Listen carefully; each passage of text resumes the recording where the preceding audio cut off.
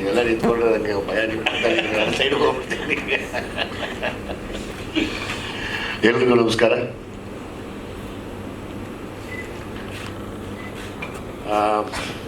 ಮೊದಲೇ ಶುರು ಮಾಡಬೇಕಾದ್ರೆ ಎಸ್9 ಸಾಲಿಂದನೇ ಶುರು ಮಾಡಬೇಕು.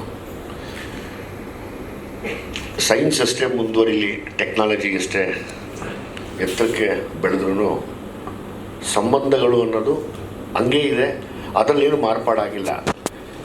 ಆ ಸಂಬಂಧಗಳ ಮೇಲೆ ಸಿನಿಮಾ ಮಾಡಿ ಸೈ ಅನ್ಸ್ಕೊಂಡು ಇವತ್ತಿಗೂ ಅವರು ಒಂದು 18 ವರ್ಷದ ಹುಡುಗನ ಥರ ನಿಂತ್ಕೋತಾರೆ ಒಂದು ಸೆಟ್ಟಲ್ಲಿ.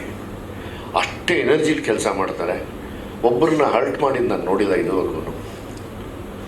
ಹಂಗಾಗಿ ನಾನು ಯಾವಾಗಲೂ ಹೇಳ್ತೀನಿ, ಒಂದು ಸಂಬಂಧಗಳ ಮೇಲೆ ಒಂದು ಸಿನಿಮಾ ಮಾಡಿ ನಾನೇ ಬರ್ತೀನಿ, ದಯವಿಟ್ಟು ಒಂದು ಸ್ಕ್ರಿಪ್ಟ್ ಮಾಡಿ ಪ್ರೆಸ್ ಮುಂದೆ ಹೇಳ್ತಾ ಇದ್ದೀನಿ. ಯಾಕೆಂದರೆ ನಮ್ದು ಇವತ್ತೇನೇ ಟೆಕ್ನಾಲಜಿ ಮುಂದುವರೆದಿದ್ರು ಅದೇ ಸಂಬಂಧ ಇದೆ, ಅದರದ್ದೇ ಆದ ಬೆಲೆ, ನಷ್ಟ, ಕಷ್ಟ, ಅದನ್ನು ತೆಗಿಯೋದಕ್ಕೆ ನೀವು ಬಿಟ್ಟರೆ ಇನ್ಯಾರೂ ಇಲ್ಲ ಇಲ್ಲಿ.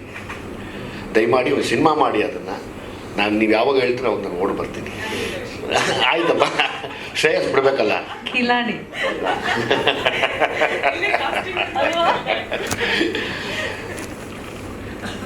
ಸೊ ಹಂಗಾಗಿ ನಾನು ಯಾವಾಗಲೂ ಎಸ್9 ಸರ್ ಮೇಲೆ, ಮತ್ತು ನಾನೆಲ್ಲನ ಶೂಟಿಂಗ್ ಮಾಡಬೇಕಾದ್ರೆ ಅವ್ರ ಬಗ್ಗೆ ಹೇಳ್ತಾ ಇರ್ತೀನಿ. ನಾನು ನಿರ್ದೇಶನ ಮಾಡಬೇಕಾದ್ರೆ ಏನು ಮನುಷ್ಯನಪ್ಪ, ಬೆಳಗ್ಗೆ 7 ಗಂಟೆಗೆ ಶಾರ್ಟ್ ತೆಗೆದು ಕೆಲಸ ಮಾಡ್ತಾ ಇರ್ತಾರೆ ಅಂತ.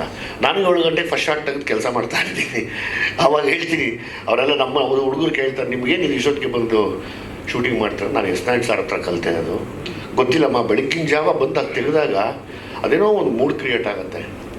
ಅದು ನಮ್ಮನ್ನು ಬಿಟ್ಕೊಡೋದೇ ಇಲ್ಲ. ಅಂದರೆ ಆ ಬಿಸಿಲು ಹೆಂಗೆ ಬೆಳಗುತ್ತೋ ಹಂಗೆ ನಮ್ಮದು ಬೆಳಗ್ತಾ ಹೋಗುತ್ತೆ.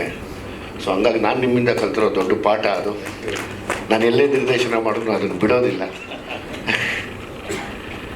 ಸಿನಿಮಾ ಬಗ್ಗೆ ಅಣ್ಣ ಹೇಳ್ದಂಗೆ ಒಂದು ಫ್ಯಾಮಿಲಿ ಕುತ್ಕೊಂಡು ನೋಡುವಂಥ ಒಂದು ಅದ್ಭುತವಾದ ಸಿನಿಮಾ. ಯಾಕಂದರೆ ಎಸ್9 ಸರ್ ಯಾವಾಗಲೂ ಯಾವ ಕೆಟ್ಟ ಸಿನಿಮಾಗಳು ತೆಗೆದಿಲ್ಲ. ಎಲ್ಲೂ ಒಂದು ಸಂದೇಶ ಇರುವಂಥ ಸಿನಿಮಾಗಳೇ ತೆಗಿತಾರೆ. ಅದರಲ್ಲಿ ನನಗೆ ಇಷ್ಟ ಆಗಿದ್ದೇ ಇದೇ ವಿಷಯಕ್ಕೆ. ಏನು ಅವರು ಒಂದು ಸಂದೇಶ ಇದೆ, ಇವತ್ತಿನ ಜವಾಬ್ದಾರಿ ಇದೆ, ಪೋಷಕರ ಬಗ್ಗೆ ಒಂದು ಗಮನ, ಪೋಷಕರಿಗೆ ಮಕ್ಕಳ ಮೇಲೆ ಒಂದು ಗಮನ ಇರಲಿ ಅನ್ನೋರು. ಅವರು ಸಹ ಖಂಡಿತವಾಗ್ಲೂ ಒಂದು ಸಿನಿಮಾ ನೋಡಿ, ಎಲ್ಲರೂ ನೋಡಿ. ಆಮೇಲೆ ಹೀರೋ ನಮ್ಮ ಶ್ರೇಯಸ್ಸು, ನನಗೆ ಈ ಪಾತ್ರ ಮಾಡಬೇಕು ಅಂದಾಗ ಎಸ್9 ಸರ್ ಅಂದ ತಕ್ಷಣ ನಮಗೇನು ತೊಂದರೆ ಇಲ್ಲ. ಅಲ್ಲಿವರೆಗೂ ಮಂಜು ಅವ್ರು ಹೊಡೆದಾಡ್ತಾ ಇದ್ರು. ಇವರು ನಮ್ಮ ರಮೇಶ್ ಅವರು ಅಷ್ಟೇ ಕೈ ಕಟ್ಕೊಂಡು ನಕ್ಕೊಂಡು ಗೊತ್ತೇ ಆಗಲ್ಲ. ನಾನು ಒಂದೇ ಕೇಳ್ಕೊಳ್ಳೋದು, ಮಂಜಣ್ಣವರೇ ದಯಮಾಡಿ ಪ್ರಮೋಷನ್ನ ತುಂಬ ದೊಡ್ಡ ಮಟ್ಟಕ್ಕೆ ಮಾಡಿ. ನಿಮ್ಮ ಆಸೆ ಕನಸು ಎಲ್ಲ ನಾನು ಅಪ್ರಿಷಿಯೇಟ್ ಮಾಡ್ತೀನಿ. ಪ್ರಮೋಷನ್ ದೊಡ್ಡ ಲೆವೆಲ್ಗೆ ಮಾಡಿ. ಇವತ್ತು ನೀವು ಪ್ರಮೋಷನ್ ಮಾಡದೆ ಹೋದರೆ ಯಾರೂ ಸಿನಿಮಾಗೆ ಬರಲ್ಲ.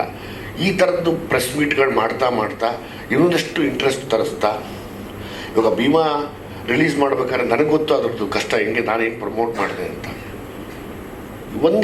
ಒಂದು ಬಿಸ್ನೆಸ್ ಇದೆ ಗಾಂಧಿನಗರದವರು. ಅಂದರೆ ನಾವು ನೀವೆಲ್ಲ ಒಂದೇ ಫ್ಯಾಮಿಲಿ. ನಾನು ನಿಮ್ಮನ್ನು ಒಂದು ಅಣ್ಣನ ಸ್ಥಾನ ಕೊಟ್ಟಿದ್ದೀನಿ, ಹಂಗೆ ಗೌರವಿಸ್ತೀನಿ.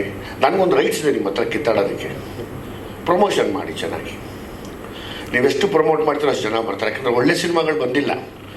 ನಾನು ಇವತ್ತು ಹೇಳೋದು, ಒಂದು ಸೂಪರ್ ಹಿಟ್ ಆಗುವಂಥ ಒಂದು ಫ್ಯಾಮಿಲಿ ಸಿನಿಮಾ ಕಳ್ಕೊಳ್ಳೋದು ನಿಮ್ಮ ಕೈಯಲ್ಲಿದೆ, ಉಳಿಸ್ಕೊಳ್ಳೋದು ನಿಮ್ಮ ಕೈಯಲ್ಲಿದೆ. ಅದು ಪ್ರಮೋಷನಿಂದ ಮಾತ್ರ ಸಾಧ್ಯ. ನಾನು ಇವತ್ತು ಹೇಳಿದೆ ಅಂತ ಈಗ ನೀವು ಟೆಂಪ್ಟ್ ಆಗಿ ಇಲ್ಲ ಅದು ಮಾಡ್ಬಿಡ್ತೀನಿ ಇದು ಮಾಡ್ಬಿಡ್ತೀನಿ ಅಲ್ಲ, ದಯವಿಟ್ಟು ಮಾಡಬೇಡಿ. ನಮಗೆಲ್ಲದಕ್ಕಿಂತ ಹೆಚ್ಚಾಗಿ ನೀವೇನು ಮಾಡಿಬಿಟ್ರಿ, ಇಬ್ಬರು ರಾಕ್ಷಸರಿಗೆ ಕಡಿಮೆ ಊಟ ಕೊಟ್ಬಿಟ್ರಿ. ನಮ್ಮ ಆಸೆ ನಿಮ್ಮ ಮಗ ಚೆನ್ನಾಗಾಗಲಿ ಅಂತ, ಅವನು ತುಂಬ ದೊಡ್ಡ ಸ್ಟಾರ್ ಆಗಲಿ ಅನ್ನೋ ಆಸೆ ಇದೆ. ತುಂಬ ದೊಡ್ಡ ಮಟ್ಟಕ್ಕೆ ಪ್ರಮೋಷನ್ ಮಾಡಿ, ತುಂಬ ಒಳ್ಳೆ ಸಿನಿಮಾ ಆಗುತ್ತೆ. ಇದು ಒಳ್ಳೆ ವಿಷಯ ಇದೆ.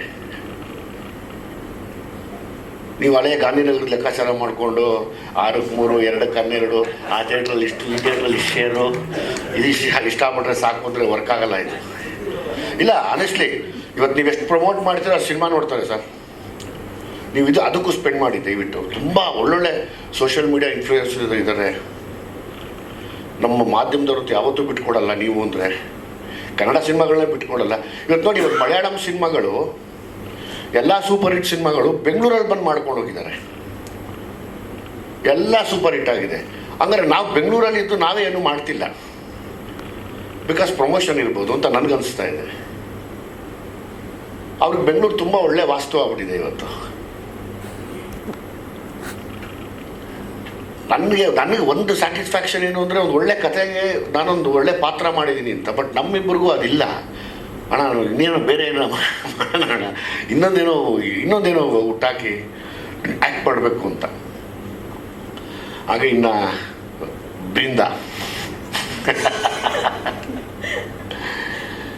ಅದ್ಭುತವಾದ ಕಲಾವಿದೆ. ಅಣ್ಣ ಹೇಳ್ದಂಗೆ ಎಲ್ಲೂ ತಾನು ಒನ್ ಮಾಡಿ ನಾನು ನೋಡಲಿಲ್ಲ. ಮತ್ತು ತುಂಬ ಡೀಸೆಂಟಾಗಿ ಸೆಟ್ಟಲ್ಲಿ ತಾನು ಆಯಿತು, ತನ್ನ ಕೆಲಸ ಆಯಿತು ಅಂತ ಗಮನ ಇಟ್ಟು ಮುಂದುವರೆದಂಥ ಒಂದು ಒಳ್ಳೆ ದೊಡ್ಡ ನಟಿ ಆಗ್ತೀವಿ ಕಣಪ್ಪ ನೀನು. ಒಳ್ಳೆಯದಾಗಲಿ ನಿನಗೆ, ಗಾಡ್ ಬ್ಲೆಸ್ ಯು. ಇನ್ನೇನು ಶ್ರೇಯಸ್ ಅವ್ರ ಬಗ್ಗೆ ಅಂತೂ ಮಾತಾಡೋಂಗಿಲ್ಲ. ಎಷ್ಟು ಬೈತೀರಲ್ಲ ಮನೆಗೆ ಹೋದ್ಮೇಲೆ. ಹಾಂ ಏನು ಗುರು, ಪರವಾಗಿಲ್ಲ, ಏನೇನು ಬೈತೀಯ ಅಂತ ಹೇಳಿ. ಏನು ಬೈತಾರೆ ನಿಮ್ಮಪ್ಪ? ಬೈಯಲ್ಲ ಅಂತಾದ್ರೂ ಹೇಳಪ್ಪ, ಇಲ್ಲಿದ್ರೆ ರಾಂಗ್ ಇನ್ಫಾರ್ಮೇಶನ್ ಹೋಗುತ್ತೆ. ಇನ್ನು ದಾಸರ ಬಗ್ಗೆ ಏನು ಖುಷಿ ಅಂದರೆ, ಅವ್ರು ಇಷ್ಟು ಎಕ್ಸ್ಪೀರಿಯನ್ಸ್ಡ್ ಆಗಿ ಇವತ್ತಿಗೂ ಅದೇ ಥರ ಕೆಲಸ ಮಾಡ್ತಾ ಇದ್ದಾರೆ. ಆಮೇಲೆ ಇವರಿಬ್ಬರು ಕಾಂಬಿನೇಷನ್ ಅಂದರೆ ಅದು ಬೇರೆ ಥರದ್ದೇ ಒಂದು ಅನುಭವ ಅಂತ ಕೊಡ್ತಾರೆ ಸ್ಕ್ರೀನ್ ಮೇಲೆ. ಸೊ ಹಂಗಾಗಿ ಇಡೀ ತಂಡಕ್ಕೆ, ಎಸ್ ನಾರಾಯಣ್ ಸರ್ಗೆ ದಯಮಾಡಿ ಒಂದು ಒಳ್ಳೆ ದೊಡ್ಡ ಸ್ಕ್ರಿಪ್ಟ್ ಮಾಡಿ ಕಾಯ್ತಾ ಇದ್ದೀನಿ ನಾನು. ಮಂಜು ಸರ್ ಬನ್ನಿ, ದಯವಿಟ್ಟು ನೀವು ಬಹುಶಃ ಬನ್ನಿ. ರಮೇಶ್ ಯಾದವ್ ಅವರೇ